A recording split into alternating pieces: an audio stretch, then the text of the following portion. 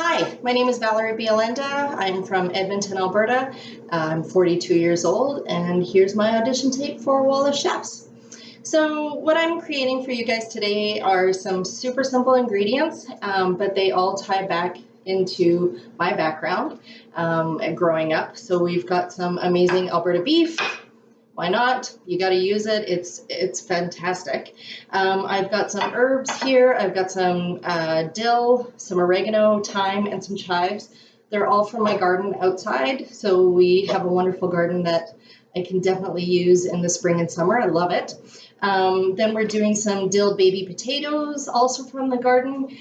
Green beans, we'll do some green bean bundles. And the reason why I've chosen green beans and the baby potatoes, growing up during the spring, so with my grandparents and my dad, the first vegetables to come out of the garden. So the first vegetables to come out of the garden were the green beans and the potatoes. You got lots of dill, so that's where that tie comes from. Green beans are always in my garden, and I love growing them. They're fantastic.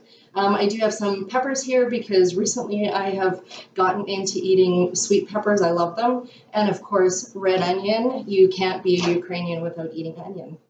All right, so I am going to chop up some of the herbs. I'm going to make an herb goat cheese. Don't laugh at my knife skills. Maybe that's what I'll do with the $10,000 is get some knife skill courses happening. I've cut up some of the stuff already, but in my family here, I'll just cut up a little bit. In my family, I have 3 siblings. We're all across Canada, so we very rarely get to see each other. I think the last time we were all together was 6-7 years ago.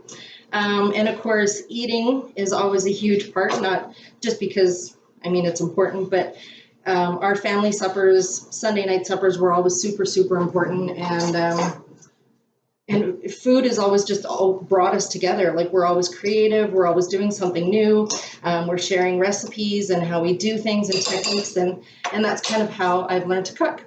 So we're going to make these little bundles. Super cute. And why I thought of them is because in my garden, I have an abundance of chives. If you guys want some chives, I'll send you some chives. What do you do with chives? So I started looking into it, and I've made pesto, and I put them in my salads and my soups. I dry them, but why not make a cute little bundle and make your green beans a little bit more classy than just your regular sautéed stuff?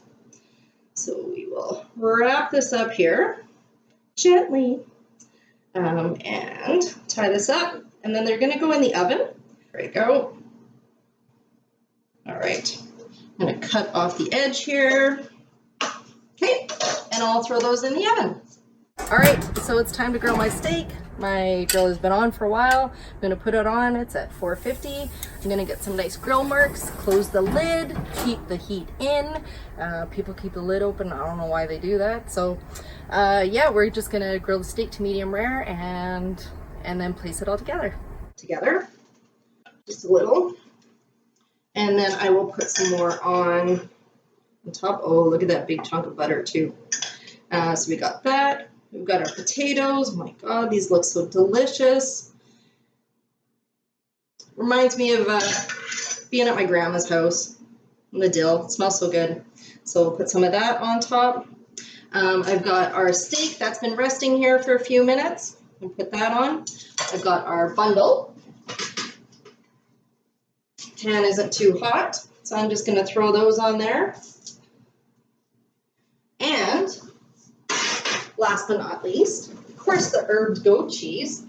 How can you eat steak? Okay, so I said nothing should go on your steak, but come on, goat cheese, you got to put goat cheese on your steak because it's delicious, and I just love it. So I'm putting on some of this goat cheese. Just going to crumble it up a little bit. And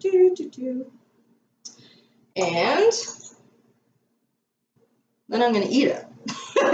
So here we go. Well, done. I'd really love to meet you guys and eat some steak. So let's see how this baby is.